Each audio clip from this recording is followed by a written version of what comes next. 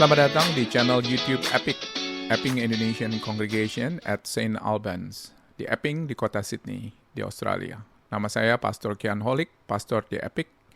Di channel ini Anda bisa mendengarkan khotbah-khotbah Alkitabiah berdasarkan Injil Yesus Kristus. Selamat menikmati dan jangan lupa untuk subscribe dan like channel ini.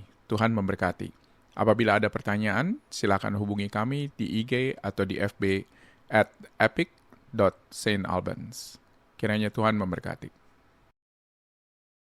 Engkau boleh ada di tengah-tengah kami, boleh menerjemahkan firman-Mu ini bagi kami, supaya kami boleh menjadi orang-orang yang dapat mengerti firman Tuhan.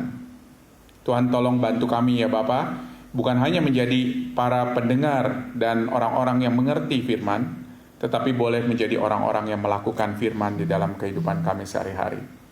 Kami serahkan waktu ke depan ini ke dalam tangan-Mu, biarlah kiranya Engkau boleh dimuliakan melalui perenungan kami. Di dalam nama Tuhan Yesus, kami bersyukur dan berdoa. Amin. Selamat tahun baru saudara-saudara, dan selamat datang kembali bagi mereka yang liburan.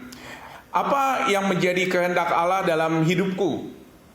Saudara-saudara, seri ini adalah seri yang kita akan lihat selama 5 minggu ke depan ini. Pertanyaannya ialah, apakah kehendak Tuhan? Atau mencari apa? Atau apa yang harus aku lakukan di dalam hidupku? Di dalam hidup yang sementara, di dalam hidup yang singkat, apa yang harus aku lakukan di dalam waktu yang sangat singkat ini, saudara-saudara? Saudara-saudara tentu bisa memikirkan bahwa saudara ada di seperti ini, di jalan yang seperti ini, di mana jalan yang berkabut ke depan, pandangannya mungkin pandangan yang sangat singkat sekali, atau yang sangat pendek sekali, dan saudara-saudara nggak bisa melihat apa yang akan terjadi di depan, dan saudara juga nggak tahu apa jalannya, apakah jalannya akan berkelok-kelok atau bagaimana. Biasanya saudara-saudara kalau misalnya kita pergi ke dunia sekuler, para ahli yang berhubungan dengan topik ini akan menyarankan beberapa hal. Yang pertama itu adalah self-exploration, saudara-saudara. Jadi mencari mengenai diri sendiri dan bertanya, apa yang membuat kita energize? Apa yang membuat kita semangat? Apa yang membuat kita puas atau fulfill, saudara-saudara?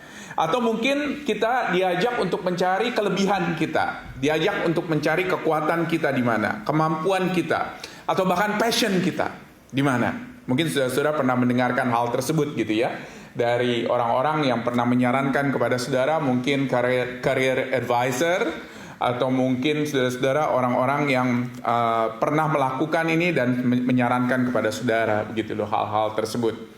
Tetapi bagi banyak orang, saudara-saudara, ini terlalu self-centered. Jadi dalam arti semuanya ini berhubungan dengan saya, berpusat kepada diri saya. Lalu pertanyaannya ialah, kalau saya adalah seorang pengikut Kristus, seperti apa seharusnya pertanyaan-pertanyaan tersebut? Apa yang menjadi kehendak Tuhan di dalam hidupku? Mungkin kita tidak pergi ke gua atau mungkin bertapa untuk mencari ilham atau suara atau bisikan, atau pergi ke orang-orang pintar contohnya, atau ke orang-orang kudus untuk mencari tahu jawaban ini. Mungkin kita tidak seperti itu. Tetapi saya yakin itu ada di dalam hati saudara. Pertanyaan, apa sih sebetulnya kehendak Tuhan dalam hidupku? Pertanyaan yang paling menarik ialah, siapa sih sebetulnya, atau siapa sih yang menjadi jodohku? Begitu ya. Biasanya saudara kalau misalnya ada seminar seperti itu, banyak yang datang begitu loh di gereja. Atau mungkin pertanyaannya, seharusnya aku kerja apa sih dan di mana? Atau mungkin seharusnya aku tinggal di mana, rumahnya di mana? Atau pertanyaan buat kebanyakan international students itu ialah, apakah aku harus tinggal di Australia atau kembali ke Indonesia atau tinggal di negara lain? Nah, karena Allah itu adalah Allah yang maha kuasa, maha besar, dan dia maha tahu, seperti yang tadi kita nyanyikan, dia kekal dulu, sekarang, dan selama-lamanya, saudara-saudara, maka kita yakin dia pun juga mungkin mempunyai kehendak bagi saya.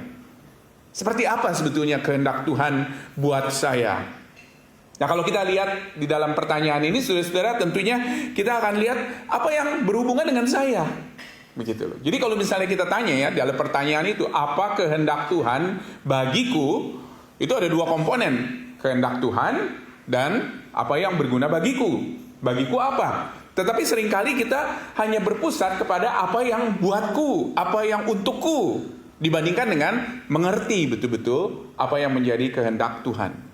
Ngerti nggak saudara-saudara yang saya maksud di sini? Ya, jadi kita selalu terfokus atau lebih banyak berfokus kepada aku dibandingkan dengan kepada Tuhan. Nah, dalam beberapa minggu depan ini kita akan melihat topik ini, saudara-saudara. Dan bagaimana Alkitab atau apa yang Alkitab katakan. Saya memakai beberapa buku sumber yang ada di layar, saudara-saudara. Saudara boleh foto, tetapi buku-buku ini adalah buku-buku yang saya pakai untuk memandu kita bersama-sama, untuk kita melihat kembali apa yang menjadi kehendak Tuhan. Dan saya nggak mau berprasangka buruk ya saudara-saudara ya, kalau kita katakan mencari kehendak Allah ini. Karena ada banyak alasan-alasan yang cukup alkitabiah untuk kita bersama-sama mencari kehendak Allah sebagai orang Kristen. Mungkin alasan yang pertama, saya mau menyenangkan hati Allah. Wah, itu alasan yang bagus sekali. Karena apa? Karena ini adalah alasan yang sangat harus dihargai, karena kita kepingin tahu betul-betul apa yang membuat Tuhan senang. Betul nggak? Yang kedua, saudara-saudara, mungkin orang tidak yakin kepada diri sendiri atau takut salah. Jadi dia mencari kehendak Tuhan. Daripada dia salah, lebih baik dia bertanya kepada Tuhan apa yang menjadi kehendak Tuhan. Atau saudara-saudara, ada orang-orang yang mencari apa sih sebetulnya penggenapan ilahi nih buat saya. Dan ini semuanya menurut saya adalah alasan-alasan yang harus kita hargai, saudara-saudara. Tetapi hal-hal ini sayangnya seringkali membuat kita terlalu bingung, sehingga terlalu banyak pilihan di dalam kehidupan kita, sehingga kita takut salah pada akhirnya, takut salah untuk melangkah. Dan bahkan ketika kita begitu takut salah untuk melangkah, maka kita seringkali tidak mentaati Tuhan di dalam hal-hal yang sebetulnya Tuhan inginkan kita lakukan, saudara-saudara. Jadi di minggu ini kita akan melihat hal yang sangat obvious sekali di dalam topik ini, yaitu yang pertama mengenai kehendak Allah. Nah, memang ini sangat misterius, saudara-saudara, kedengarannya, karena seringkali kita pikir bahwa ini kan kehendak Allah. Allah aja gak pernah kelihatan. Aku gak bisa melihat Allah. Bagaimana aku harus tahu mengenai kehendak Allah atau bisa tahu mengenai kehendak Allah? Dan beberapa minggu yang ke depan kita akan melihat bagaimana caranya Tuhan harus kita utamakan di dalam hidup kita, bagaimana caranya Tuhan membimbing hidup kita, dan bagaimana kita mempraktekkan kebebasan Kristen sebagai pengikut Kristus di dalam mencari kehendak Allah. Dan bagaimana ketaatan dan kesetiaan dituntut kepada kita ketika kita mencari kehendak Allah, yaitu ketaatan dan kesetiaan di dalam hal yang sehari-hari. Nah, kita tadi membaca dari Roma pasal yang ke-12. Saya undang saudara untuk buka kembali Roma pasal yang ke-12 atau lihat di layar. Saya akan bacakan sekali lagi. Dikatakan di sini, karena itu saudara-saudara, demi kemurahan Allah, aku menasihatkan kamu supaya kamu mempersembahkan tubuhmu sebagai persembahan yang hidup, yang kudus, dan yang berkenan kepada Allah. Itu adalah ibadahmu yang sejati. Janganlah kamu menjadi serupa dengan dunia ini, tetapi berubahlah oleh pembaharuan budimu, sehingga kamu dapat membedakan manakah kehendak Allah, apa yang baik, yang berkenan kepada Allah, dan yang sempurna. Jadi di bagian kitab Roma ini, Rasul Paulus dia ingin menekankan apa artinya hidup di dalam Kristus. Apa artinya hidup di dalam Kristus. Jadi dia sudah bicara di awal kitab Roma mengenai apa artinya diselamatkan di dalam Kristus. Tetapi sekarang apa artinya hidup di dalam Kristus, hidup yang diselamatkan di dalam Kristus, hidup di dalam kekuatan Injil. Dan dia terjemahkan arti hidup pengikut Kristus ini di dalam ibadah. Ya, di dalam ibadah. Apa ibadah yang sejati? Jadi ini bukan ibadah yang seperti hari Minggu seperti sekarang ini, tetapi yang dia maksud itu adalah ibadah di dalam kehidupan kita sehari-hari, saudara-saudara. Apa artinya mempersembahkan hidup kita yang sudah dikuduskan oleh Allah, yang sudah berkenan kepada Allah sekarang ini di dalam Kristus atau karena Kristus, yaitu dengan apa kata Rasul Paulus? Dengan mempersembahkan tubuh kita, mempersembahkan tubuh kita. Jadi gak heran saudara-saudara, kita harus mencari tahu apa yang menjadi kehendak Allah di dalam hidup kita, karena itu adalah bagian daripada ibadah kita.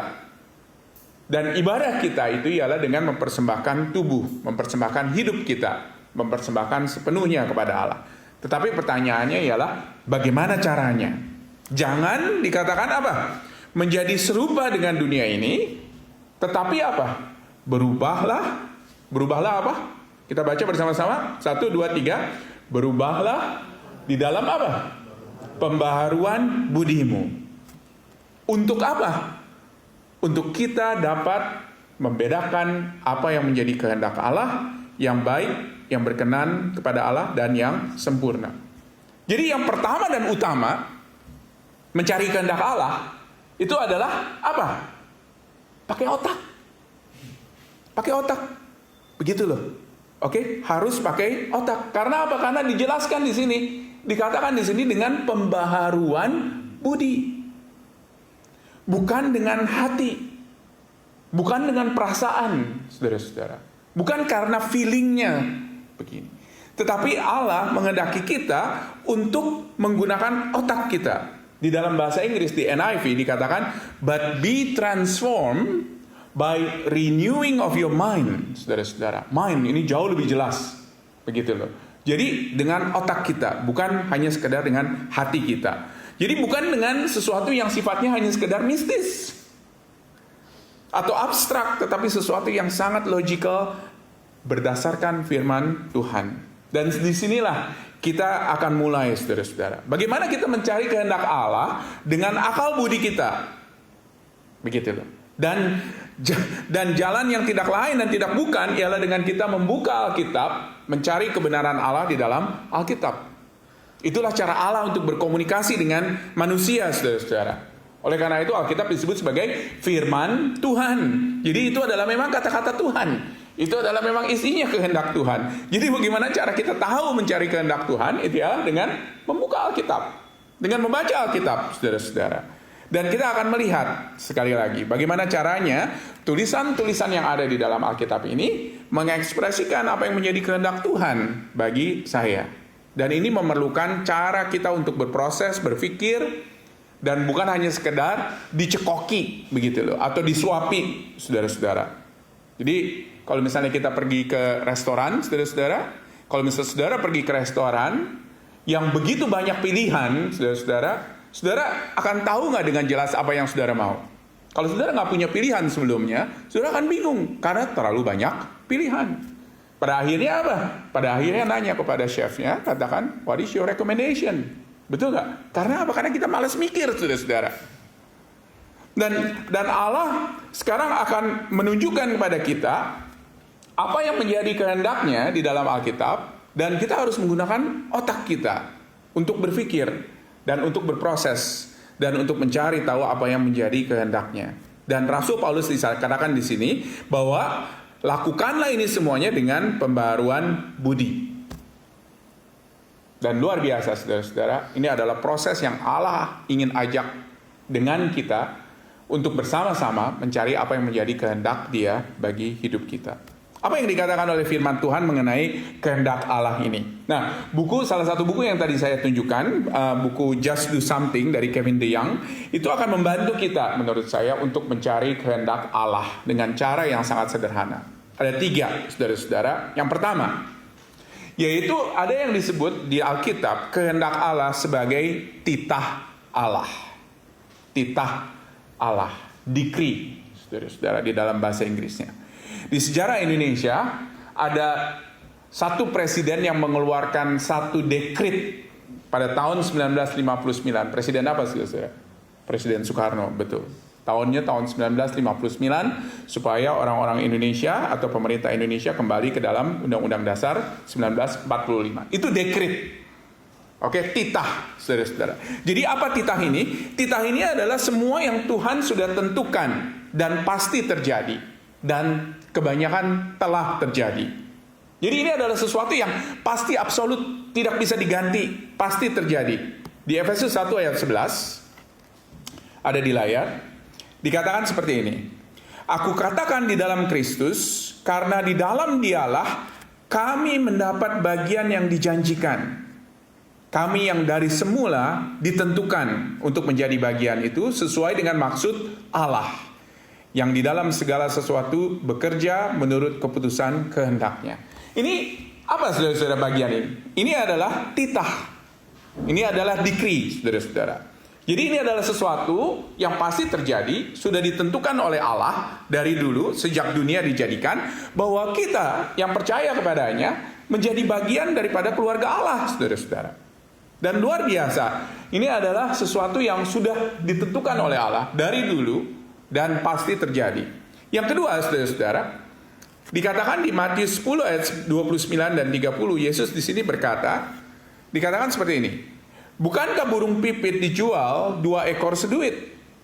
Namun seekor pun daripadanya tidak akan jatuh ke bumi di luar kehendak Bapamu, saudara-saudara. Dan kamu, rambut kepalamu pun terhitung semuanya. Jadi ini bukan kita bicara mengenai hal-hal yang besar saja, tetapi hal-hal yang kecil. Itu adalah sesuatu yang Allah kehendaki. Dan apa yang dia kehendaki, apa yang menjadi dekretnya, apa yang menjadi titahnya, itu sudah terjadi dan pasti terjadi, saudara-saudara. Dan Allah adalah Allah yang berkehendak di dalam segala sesuatu. Bahkan seringkali di dalam hal-hal yang tidak baik sekalipun.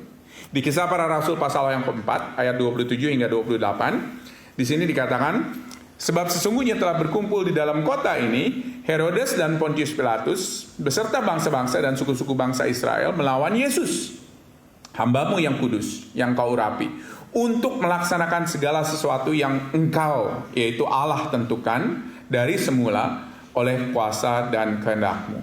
Jadi bahkan kematian Kristus itu adalah sesuatu yang menjadi dekret Allah, di mana Allah sudah menghendaki dari dulu. Dan ini ialah untuk mendatangkan kebaikan bagi kita, saudara-saudara. Jadi sekali lagi, titah.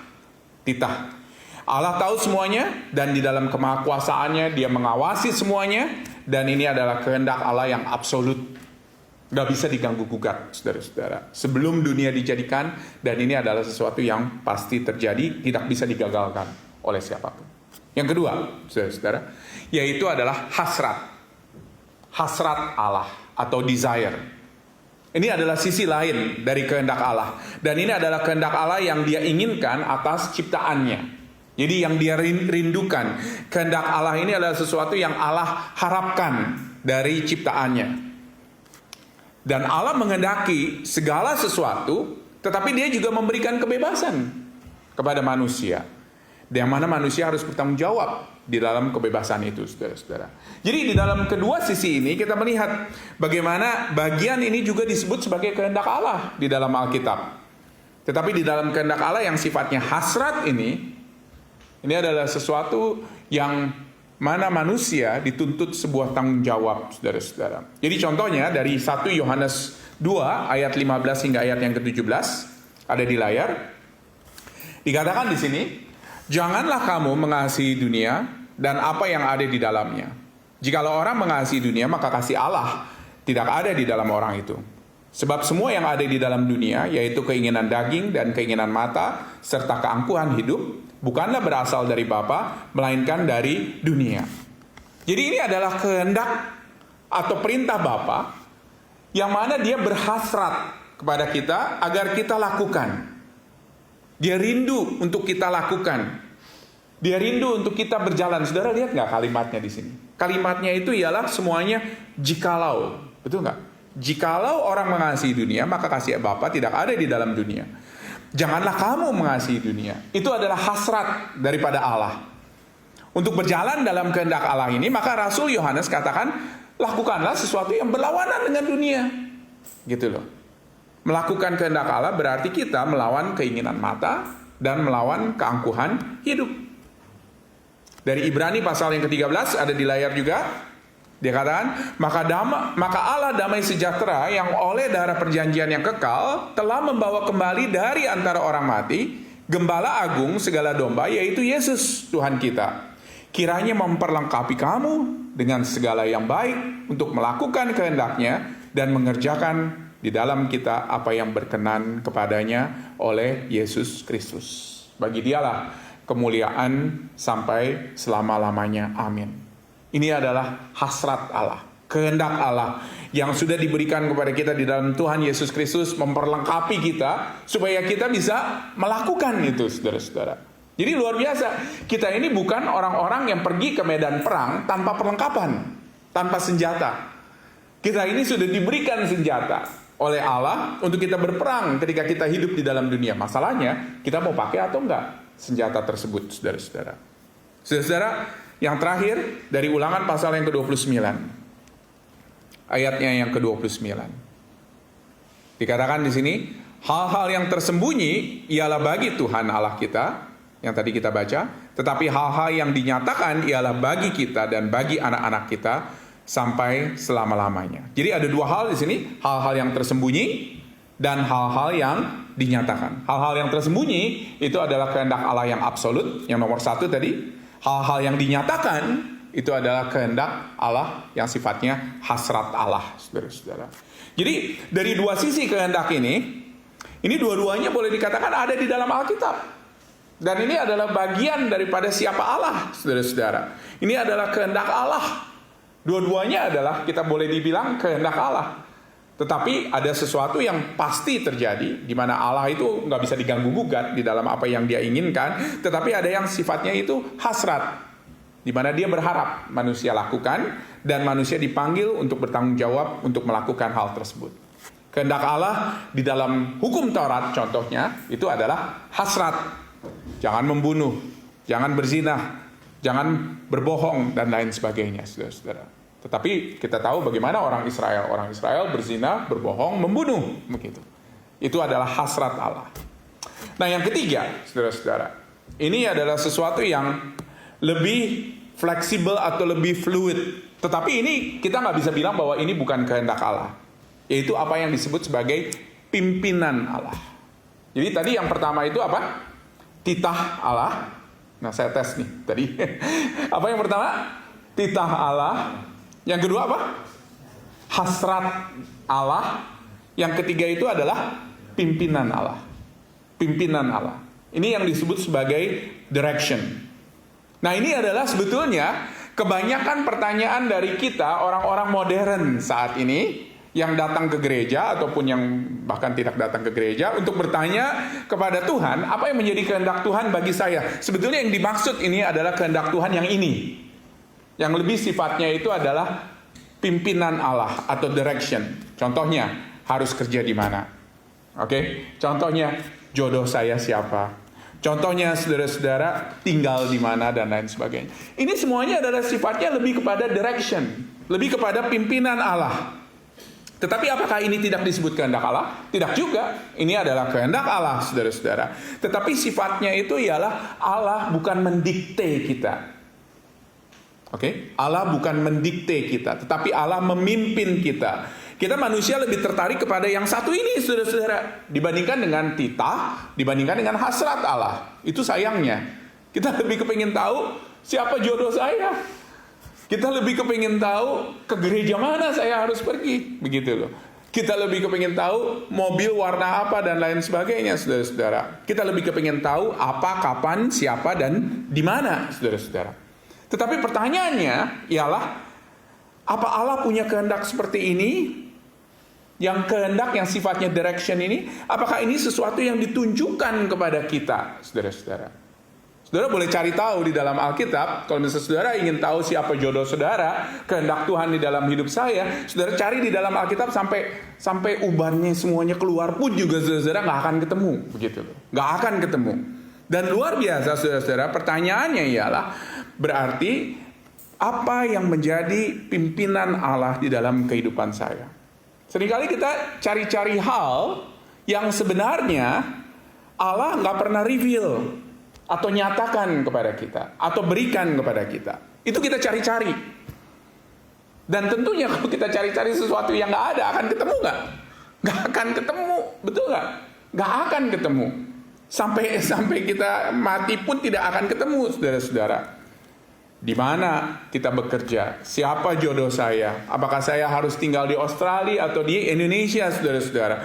Kita boleh meminta di dalam kehendak Tuhan yang ini, kita boleh meminta kepada Dia untuk pimpinan atau untuk hikmat Allah, untuk arah, untuk direction, kemana yang Tuhan mau. Tetapi Tuhan gak akan bilang kepada saudara secara langsung bahwa pergi spesifik ke sini atau ke sana, saudara-saudara. Jadi seperti kita melihat tanda-tanda rambu lalu lintas ya di jalan, saudara-saudara. Tanda-tanda rambu lalu lintas itu ialah akan membantu kita untuk apa? Menunjukkan arah, saudara-saudara.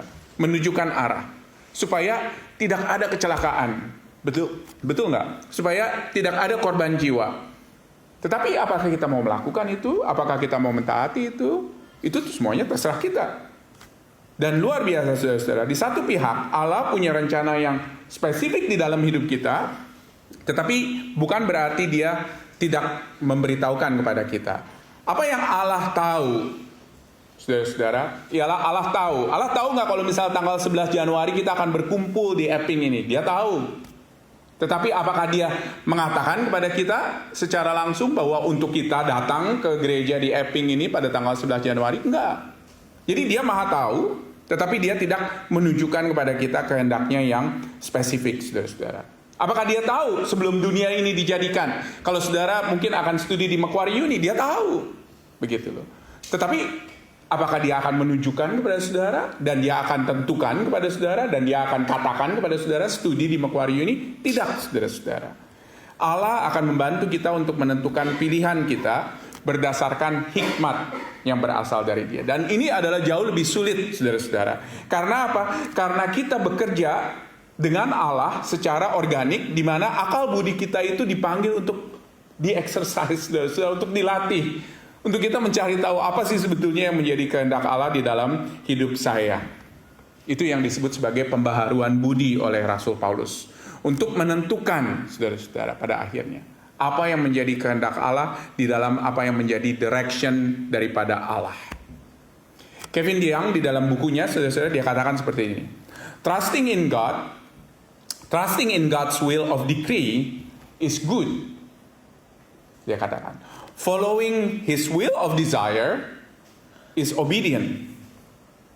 Tetapi ketika waiting for God's will of direction, it is going to be a mess. Karena apa? Karena gak akan pernah ada, saudara-saudara. Tidak pernah ada.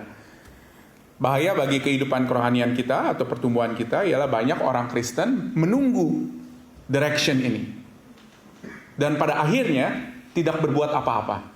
Tidak berbuat apa-apa.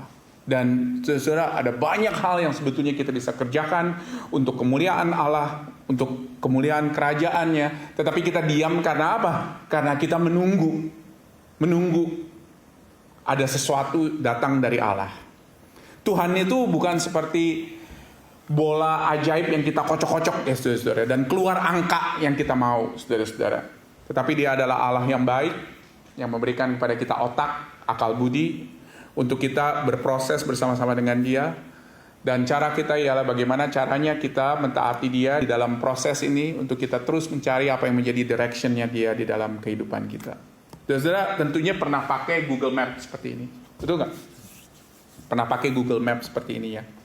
Saudara-saudara, kalau kita nyetir atau ke dia jalan kaki, kita open Google Map. Dan biasanya saudara-saudara, kalau misalnya saudara itu disarankan adalah jalan yang paling cepat.